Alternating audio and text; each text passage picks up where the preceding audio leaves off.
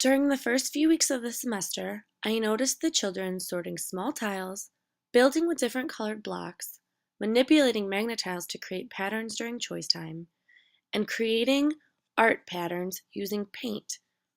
I chose to further investigate their curiosity of patterning by providing them with materials so that they could explore how they saw patterns in the world around them.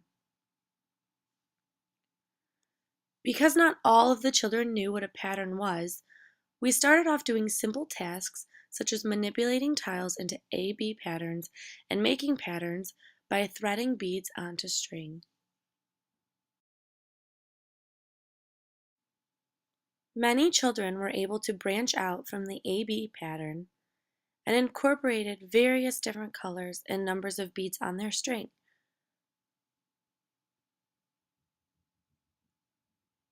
Some of the boys and girls created multiple patterns on one string, while others decided to make one very long pattern.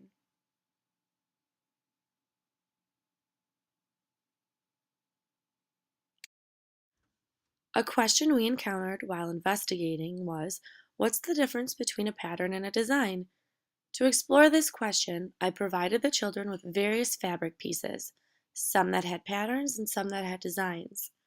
They created their own fabric pieces, while some children wanted to make up their own and others wanted to use the samples for inspiration. After the activity, we discussed how patterns and designs are different. The boys and girls figured out that a pattern repeats and a design does not.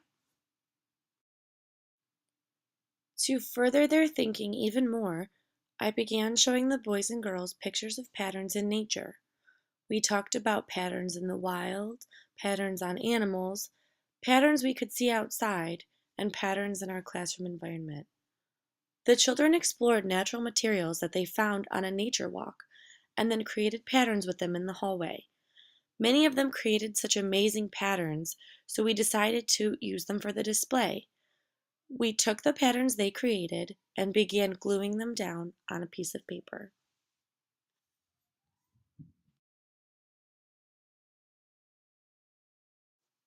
To learn more about patterns in the wild, the children painted their interpretations of animal patterns using visual aids for inspiration.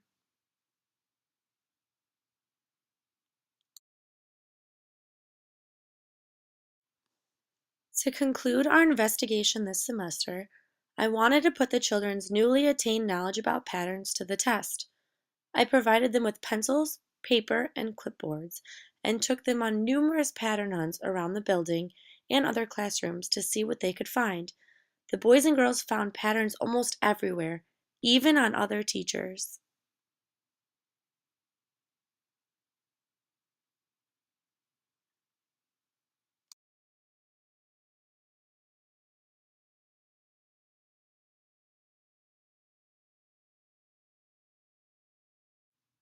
When we went outside, the children found even more patterns.